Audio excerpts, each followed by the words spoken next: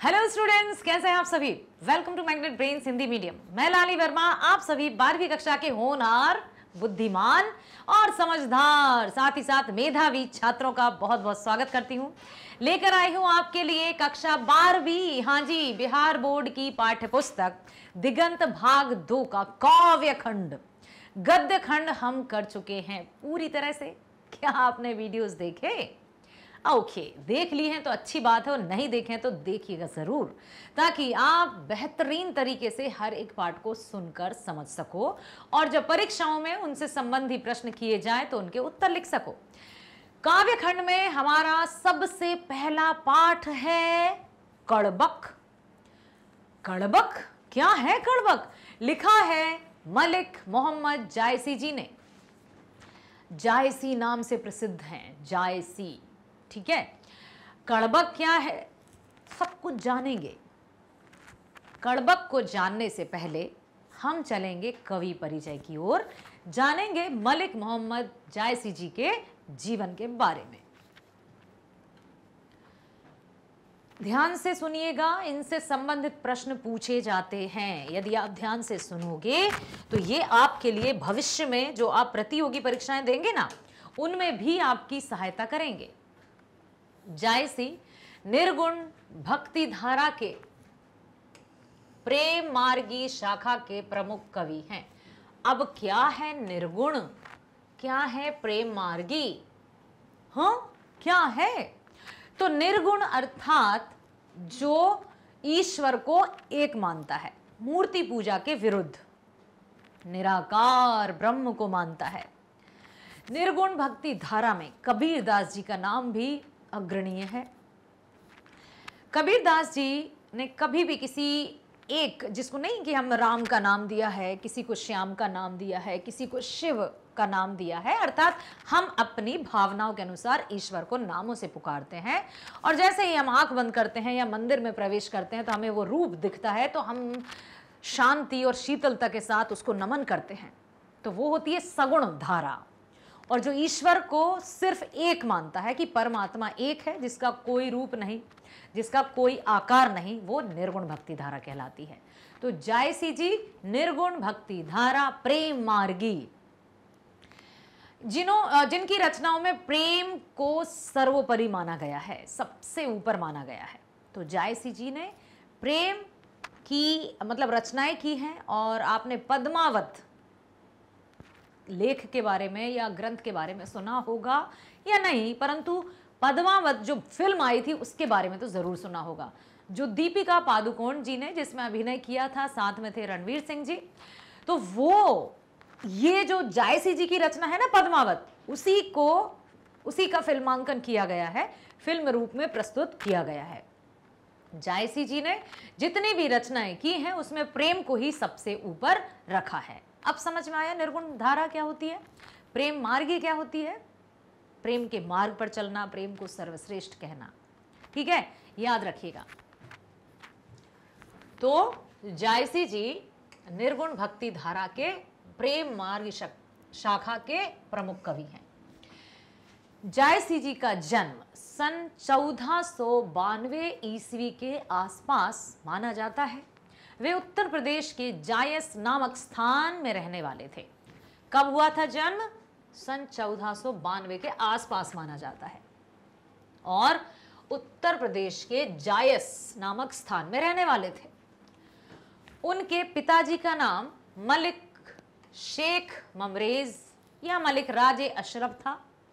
जायसी जी दिखने में बेहद कुरूप थे और उनकी एक आंख भी नहीं थी, मतलब एक आंख से काने भी थे। वो दिखने में बिल्कुल अच्छे नहीं लिखते थे। चेचक हो गया था उन्हें, तो चेचक के दाग भी थे। एक आंख भी नहीं थी, तो दिखने में बहुत कुरूप थे। लेकिन उनकी रचनाओं से इतने प्रसिद्ध हुए कि रूप को किसी ने देखा ही नहीं, उसके गुणों की जय जयकार हुई। चेचक के कारण उनका चेहरा रूपहीन हो गया था तथा बाईं आंख और कान से वंचित थे। बाईं आंख और कान दोनों उनके खराब थे। उनकी 21 रचनाओं के उल्लेख मिलते हैं, जिसमें पद्मावत सब, मतलब कितनी रचनाओं के उल्लेख मिलते हैं? 21। ठीक है, जिसमें पद्मावत, अखरावट, आखिरी कलाम, कहरनामा, चित्ररेखा, कहानावत आदि प्रमुख हैं। यहाँ पर कुछ प्रमुख रचनाओं के नाम दिए गए हैं, जिसमें पद्मावत का नाम सबसे ऊपर या सर्वोपरि आता है। अखरावट, आखिरी कलाम, कहरनामा, चित्ररेखा, कहानावत आदि प्रमुख हैं। जायसी जी की मृत्यु 1548 के करीब हुई। यहाँ भी ये भी लिखा है ना करीब, मतलब एकदम से पूर्ण रूप से सत्य नहीं है, ना तो उनके जन्म के बारे में ना उनकी मृत्यु के बारे में, लेकिन हाँ ऐसा माना जाता है कि 1492 के आसपास उनका जन्म हुआ और 1548 के लगभग उनकी मृत्यु हुई। मलिक मोहम्मद जायसी प्रेम के पीर के कवि हैं। प्रेम की पीर मतलब वेदना, या यूं कहें हम रस, सुना है आपने रस? रस मतलब आनंद या भाव, इमोशंस। तो सबसे जो प्रमुख या पहला रस माना जाता है वो श्रृंगार, श्रृंगार रस। ठीक, श्रृंगार रस के दो भेद माने गए हैं। एक है संयोग श्रृंगार, ठीक, दूसरा वियोग श्रृंगार।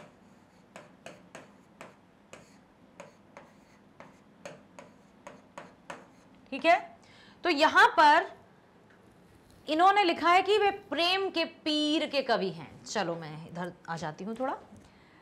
क्या लिखा है यहां पर? रस का अर्थ होता है भाव या इमोशंस। ठीक है, सबसे इसको रस राज भी कहा जाता है। रसों का राजा श्रृंगार रस है। इसके दो प्रमुख भेद हैं, संयोग श्रृंगार और वियोग श्रृंगार। संयोग श्रृंगार मतलब मिलने की अवस्था, जब नायक नायिका या प्रेमी प्रेमी का जब मिलते हैं तो वो संयोग श्रृंगार कहलाता है। जब प्रेमी प्रेमिका बिछड़ गए हैं और उनके बिछड़ने का जो दुख है या जो पीड़ा है वो व्यक्त होती है तो उसको वियोग श्रृंगार के अंतर्गत रखा जाता है। तो वहां पर आपको दिख रहा है जायसी जी प्रेम के पीर के कवि हैं, मतलब वियोग श्रृंगार रस ही उनकी रचनाओं में मिलता है। ध्यान रखिएगा, जब हम काव्य की विशेषता लिखेंगे तो आप लिख सकते हैं कि वियोग श्रृंगार रस प्रत्येक पंक्ति में। यहां पर हम जब मतलब ये कड़बक पढ़ेंगे तो हर एक कड़बक में आपको वियोग श्रृंगार, पीर, पीड़ा नजर आएगी, बिछड़ने की, दुख, प्रेमी का प्रेमिका द्वारा बिछड़ जाना या प्रेमिका अपने प्रेमी का इंतजार कर रही है और वो दूर है, इस तरह का वर्णन वियोग श्रृंगार में होता है। और जहां मिलन या योग, मिलन की बात की जाती है, वहां पर संयोग श्रृंगार होता है। ठीक है, तो प्रेम के पीर के कवि मतलब ये थे वियोग श्रृंगार के कवि। इस पाठ में दो कड़बक प्रस्तुत किए हैं। पहला कड़बक पद्मावत के प्रारंभिक छंद से लिया गया है और दूसरा कड़बक पद्मावत के अंतिम छंद से लिया गया है। दोनों लिए गए हैं पद्मावत से। ठीक है, ये लिया है प्रारंभिक छंद से पहला कड़बक, दूसरा पद्मावत के अंतिम छंद से। प्रथम कड़बक में कवि अपने रूपहीनता और एक आंख के अंधेपन के बारे में कहते हैं। वह रूप से अधिक अपने गुणों की ओर अपना ध्यान खींचते हैं। और द्वितीय अर्थात दूसरे कड़बक में कवि अपने काव्य और उसकी कथा सृष्टि के बारे में हमें बताते हैं। वे कहते हैं कि मनुष्य मर जाता है पर उसकी कीर्ति सुगंध की तरह पीछे रह जाती है। उन्होंने ये बताने का प्रयास किया है कि वे तो इतने कुरूप थे, एक आंख से अंधे, एक कान से बहरे, चेचक के दाग धब्बे, दिखने में बिल्कुल भी अच्छे नहीं, आकर्षक नहीं थे, लेकिन फिर भी उनकी रचनाओं के माध्यम से अच्छे अच्छे गुणी, अच्छे अच्छे रूपवान व्यक्ति उनको नतमस्तक रहते थे, उनके समक्ष शीश झुकाते थे उनके सामने। तो उन्होंने यही बताया है कि मनुष्य मर जाता है पर उसकी कीर्ति सुगंध की तरह पीछे रह जाती है। इसलिए गीता में भी आया है ना, कर्मण्यवाधिकारस्ते मां फलेषु कदाचन। व्यक्ति की पहचान उसके कर्मों से होती है, आचरण से होती है, व्यवहार से होती है, चरित्र से होती है। ठीक है, पहला है कड़बक। एक नैन कही मुहम्मद गुनी, सोई बिसोई मोहा हूं कभी सुनी। उन्होंने यहां पर बताया कि एक ही आंख है प्रस्तुत पंक्तियां मलिक मोहम्मद जायसी द्वारा रचित महाकाव्य पद्मावत के अंश हैं, जिसमें कवि कहते हैं कि एक नैन के होते हुए भी जायसी गुणवान है, जो भी उनके काव्य को सुनता है वो मोहित हो जाता है। चांद जैस जग विधि उतारा, दीन कलंक कीन उजियारा, जग सूझा एक नैनाहा, उवा सूक अस नख तह माहा। मतलब चांद जैस जग विधि उतारा, दीन कलंक कीन उजियारा, जग सूझा एक नैनाहा, उवा सूक अस नख तन माहा। कहने का तात्पर्य है कि चांद जैस जग विधि उतारा, दीन कलंक कीन उजियारा। जब किसी की कोई, जैसे ईश्वर प्रदत्त को भी जन्मांध भी होते हैं, जन्म से जो अपाहिज होते हैं या मतलब अपंग होते हैं, तो उनको ईश्वर ने कुछ अलग शक्तियों के साथ यहाँ भेजा होता है। तो आपने भी देखा होगा कि जिनके 2 हाथ नहीं होते, पाँव नहीं होते या आंखें नहीं होती, वे कुछ ऐसा कार्य कर जाते हैं जिन्हें व्यक्ति आंखों के होते हुए या पूर्ण रूप से सब कुछ है उसके बाद भी नहीं कर पाता है। तो ये विलक्षणता की पहचान है कि ईश्वर ने यदि मनुष्य का रूप दिया है, मनुष्य का जन्म दिया है, बहुत सारी कुशलताएं, बहुत सारे गुण उसमें भेजे हैं उसने, तो अपने गुणों को नजरअंदाज नहीं करना है। प्रस्तुत पंक्तियां मलिक मोहम्मद जायसी द्वारा रचित महाकाव्य पद्मावत के अंश हैं, जिसमें कवि ने कहा है कि ईश्वर ने उन्हें चंद्रमा की तरह इस धरती पर उतारा। देखो कितनी अच्छी उपमा दी है उन्होंने। जैसे चंद्रमा में कमी है, वैसे ही कवि में भी कमी है, फिर भी कवि चंद्रमा की तरह अपने काव्य के प्रकाश पूरे संसार में फैला रहे हैं। कहते हैं ना, चांद में दाग है ये जानते हैं लोग, लेकिन रात भर देखे बिना उसको रहा नहीं जाता, खूबसूरत है इतना कि कहा नहीं जाता। तो उन्होंने स्वयं की जो तुलना है वो चांद से की है कि चांद में भी दाग है, लेकिन फिर भी वो अपनी चांदनी से संपूर्ण संसार को रोशन करता है। ठीक उसी प्रकार से उनमें भी कमी है, लेकिन अपने काव्यों के माध्यम से वो पूरी दुनिया में छाए हुए हैं। जिस प्रकार अकेला शुक्र नक्षत्रों के बीच उदित है, जग सूझा एक नैनाहा, उबा सूक अस नखतन महा। मतलब जिस प्रकार अकेला शुक्र नक्षत्रों के बीच उदित है, उसी प्रकार कवि ने भी अपनी एक ही आंख से इस दुनिया को भली भांति समझ लिया है। आया समझ में? जो लही अंबही डाभ न होई, तो लही सुगंध बसाए न सोही। प्रस्तुत पंक्तियां मलिक मोहम्मद जायसी द्वारा रचित महाकाव्य पद्मावत के अंश हैं, जिसमें उन्होंने कहा है कि जब तक आम में नुकीली डाभ अर्थात मंजरी नहीं होती, तब तक उसमें सुगंध नहीं आती। अर्थात जब आम पर बौर लगते हैं, आम पर जो मंजरी आती है, तभी वातावरण सुगंधित हो जाता है। कीन समुद्र पानी को खारा, तो अति भयउ अज अपारा। अब यहां पर समुद्र का उदाहरण दिया है उन्होंने कि समुद्र का पानी खारा है, इसलिए ही वह असूझ और अपार है। मतलब इतना अथाह है, इतना अधिक पानी है, फिर भी उसको कोई पीता नहीं है क्योंकि वो खारा है। तो इतना अधिक धनी, सुखी, संपन्न होने के बाद भी यदि व्यक्ति कुछ कर्म ऐसे ना करे जिससे उसका नाम हो, तो समुद्र की तरह उसका जीवन है कि बहुत सारा कुछ होते हुए भी किसी के कोई काम का नहीं। जो सुमेरु त्रिशूल बिनासा, भा कंचन गिरी आग आकाशा। यहां पर आप ये, जैसे आकाशा या विनाश होता है, आकाश होता है, लेकिन यहां पर चूंकि उनकी भाषा जो है वो शुद्ध हिंदी नहीं है। प्रस्तुत पंक्तियां मलिक मोहम्मद जायसी द्वारा रचित महाकाव्य पद्मावत के अंश है कि जब तक सुमेरु पर्वत को त्रिशूल ने नष्ट नहीं किया, तब तक वो सोने का नहीं हुआ था। तो नाश और निर्माण को उन्होंने दिखाया है, नाश और निर्माण, कि यदि कुछ नाश या नष्ट हो गया है तो उसके बाद निर्माण होगा, और यदि निर्माण हुआ है तो नाश भी होगा। हर एक स्थिति में अपने आप को तैयार रखना है। जो लही घरी कलंक न परा, कांच होई नहीं कंचन करा। कवि कहते हैं कि जब तक घेरिया या सोना गलाने वाला जो पात्र है उसमें सोने को गलाया नहीं जाता तब तक वह कच्ची धातु सोना नहीं होती। अर्थात हर कहते हैं ना, सूर्य की तरह चमकना है तो सूर्य की तरह जलना होगा।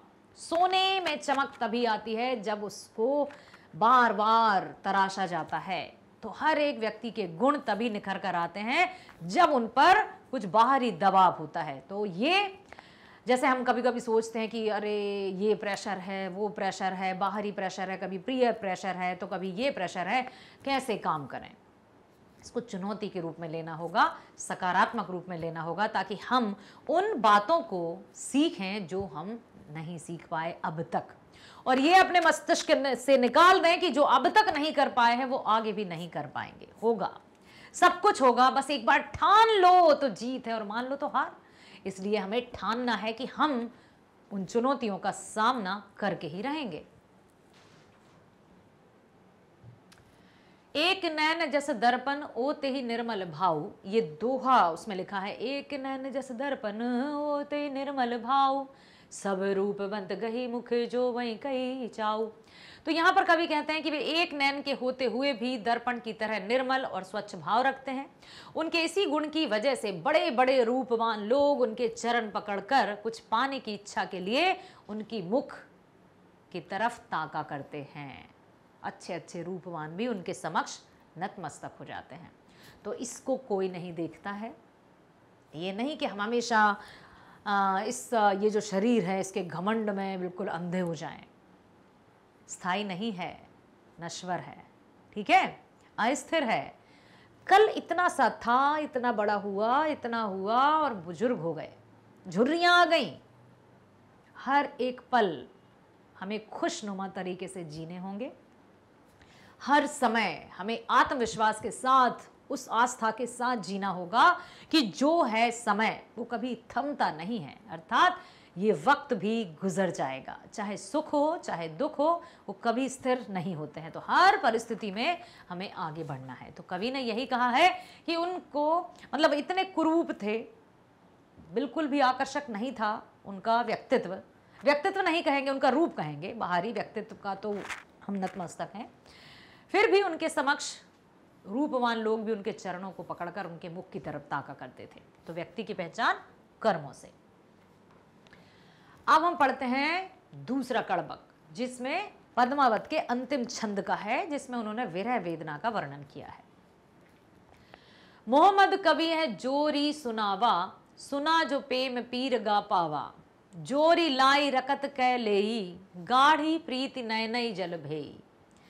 प्रस्तुत पंक्तियां मलिक मोहम्मद जायसी द्वारा रचित महाकाव्य पद्मावत के अंश से ली गई हैं, जिसमें कवि अपने काव्य के बारे में बताते हुए कहते हैं कि मैंने यह काव्य रचकर सुनाया है। जिसने भी यह काव्य सुना उसे प्रेम की पीड़ा का अनुभव हुआ।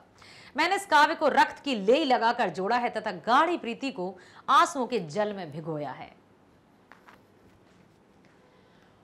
ओ मन जानी कबित असकीना, मक यह रहे जगत मह चीन्हा, कहाँ सो रतन सेन अस राजा, कहाँ सुबह असी बुद्धि उपराजा, कहाँ अलाउद्दीन सुल्तानू, कहाँ राघो जय कीन बखानू, कहे स्वरूप पद्मावती रानी, कोई ना रहा जग रही कहानी।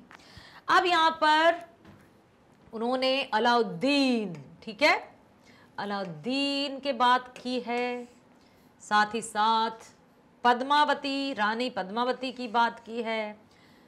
ठीक, तो यही बताया कि ना तो अब अलाउद्दीन रहे ना पद्मावती रही, लेकिन उनकी प्रेम की गाथा सदैव अमर रहेगी और उनकी ये रचना भी सदियों से चली आ रही और सदियों तक चली आएगी, क्योंकि इसमें प्रेम की पीड़ा को उन्होंने स्पष्ट रूप से, बिल्कुल सना अंतर मन को छू जाती है, इस तरह से व्यक्त किया है।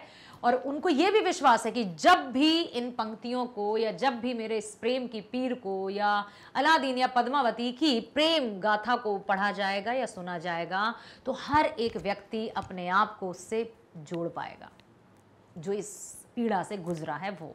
ठीक, प्रस्तुत पंक्तियां मलिक मोहम्मद जायसी द्वारा रचित महाकाव्य पद्मावत के अंश हैं, जिसमें कवि ने कहा है कि मैंने इस काव्य की रचना यह जानकर की कि मेरे ना रहने के बाद इस संसार में मेरी आखिरी निशानी यही हो। अब ना वह रत्न सेन है और ना ही रूपवती रानी, ना राघव चेतन या अलादीन, कोई नहीं है। आज इनमें से कोई भी नहीं है, लेकिन यश के रूप में इनकी कहानी रह गई है, मेरी रचना रह गई है, जो मेरे ना रहने पर भी उसकी निशानी बनी रहेगी। ठीक है। धानी सोई जस कीरति जासु, फूल मरे पे मरे ना बासु, अर्थात उनकी जो प्रेम की गाथा है वो अमर हो गई है। हीर रांझा, लैला मजनू, और भी तो कुछ थे ना जो और एक और 10वीं कक्षा में, अच्छा एनसीईआरटी में है वो, बिहार बोर्ड में है वो, जो तांतारा वामीरो कथा एनसीईआरटी में है ना, कोर्स बी में, हाँ कोर्स बी के एनसीईआरटी में है कि उसमें तांतारा और वामीरो की प्रेम कथा की बताया है। तो जो भी कुछ सत्य होता है ना वो कभी छुपता नहीं है, हमेशा रहता है। जिस तरह से फूल यदि हमारे हाथ में सुगंधित पुष्पों को ले लें और वो फूल हमारे पास नहीं भी है, तब भी कुछ समय के लिए उनकी सुगंध हमारे हाथों में रह जाती है। प्रस्तुत पंक्तियां मलिक मोहम्मद जायसी द्वारा रचित महाकाव्य पद्मावत के अंश हैं, जिसमें कवि ने कहा है कि वह पुरुष धन्य है जिसकी कीर्ति और प्रतिष्ठा इस संसार में है उसी तरह रह जाती है जिस प्रकार पुष्प के मुरझा जाने पर भी उसमें सुगंध रहती है। केई ना जगत जस बेचा, केई ना लीन जस मोल, जो यह पढ़ कहानी हम सबरे दुई बोल। कवि ने कहा है कि संसार में यश ना तो किसी ने बेचा है और ना ही किसी ने खरीदा है। ठीक उसी प्रकार से जो मान और सम्मान है ना बेटा, उसको भी मैं रखना चाहूंगी यहां पर। मान सम्मान ना तो खरीदा जा सकता है, ना ही खरीदा जा सकता है, ना ही बेचा जा सकता है। ठीक, ये तो एक कहानी है भाई अपने चरित्र पर। तो यश ना तो किसी ने कभी बेचा है और ना ही कभी किसी ने खरीदा है। कवि कहने का तात्पर्य है कि जो मेरे कलेजे के खून से रचित कहानी को पढ़ेगा वह हमें 2 शब्दों में याद जरूर रखेगा कि जायसी ने क्या रचना की है। और बिल्कुल उन्होंने जो सोचा वही तो है कि आज वे नहीं हैं, फिर भी हम उनकी रचनाओं को पढ़कर ज्ञान अर्जन कर रहे हैं, प्रेम की पीर को समझ रहे हैं, दुख दर्द या संवेदनाओं को जान रहे हैं। आशा करती हूं आप सभी ने पहला कड़बग जिसमें उन्होंने अपने रूप के बारे में वर्णन किया, दूसरा कड़बग जिसमें उन्होंने पद्मावती और रत्नसेन के बारे में, प्रेम के बारे में वर्णन किया, दोनों को ध्यानपूर्वक सुना है, समझा है और बहुत अच्छे से आपको समझ में आया। तो इसी तरह से ध्यानपूर्वक बने रहिए हमारे साथ। मिलते हैं नेक्स्ट वीडियो में। स्वस्थ रहिए, खुश रहिए। Bye bye. Thank you so much.